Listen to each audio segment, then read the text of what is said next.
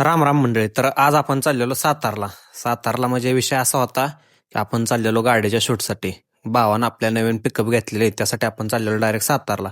Okay मध्ये pack बनवून त्याच्या आयला सकाळ थंडी बासच. दुसऱ्या कोणाचं असतं तर गेलो बी नसतं, पण विषय भावाचा होता म्हणून जावं लागलं. करणार काय शेवट.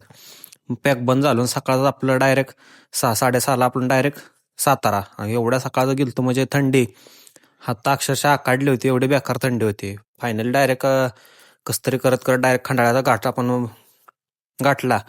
खंडाळ्याचा घाट तर काय नेम मारता दिसत नव्हता, धुकंच एवढं होतं की बस सांगणार काय तुम्हाला पुढचं. फायनली घाट क्रॉस केला की डायरेक्ट आपल्याला दिसते आपल्या साईबाबांची मूर्ती. तिथनं आपलं डायरेक्ट लांबूनच दर्शन घेऊन चला म्हणलं निघावं सातारला, कारण की उशीर खूप झालता. पट दिसणं आपल्याला सातारला पोचायचं होतं. डायरेक्ट आलो सातारला. आल्या आल्या म्हणलं कसं आहे, ह्यो मेन पॉईंट बघायच पाहिजे सातारमध्ये आल्यावर. ह्यो आणि दुसरा एक ती पुढे गेल्यावर तुम्हाला दाखवतो. आल्या आल्यात पाय विषय कसा होता, आपण घेतलेला नवीनच गिंबल. आता म्हटलं पहिला शूट आहे, म्हटलं देवाच्या पहिल्या चरणी ठेवून आपण मग आपल्या कामाला सुरुवात करावी. मग काय फायनली तिथे लोकांना विचारून हे करून आपल्याला गावलं शेवट महादेवाचं मंदिर. फायनली आलो इथं. ओके मध्ये पाया बिया पडलो मस्तपैकी. मग तिथनं डायरेक्ट आपण आता म्हटलं शूटच्या लोकेशनला निघावं. तिथून निघताना तुम्हाला म्हटलं दुसरं लोकेशन म्हणजे हा चौक एक नंबर वाटतं. इथं आल्यावर असं वाटतं की खरं खरं म्हणजे सातारामध्ये आलोय बघा. एक नंबर विषय आहे इथं. फायनली मग इथनं डायरेक्ट आपण गेलो शूटच्या लोकेशनला.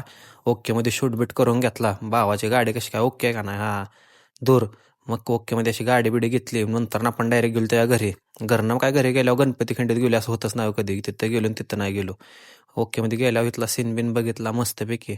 आता चला आपल्या दुसरं इथं शेवट करून भेटतो पुन्हा पुढच्या व्हिडिओत.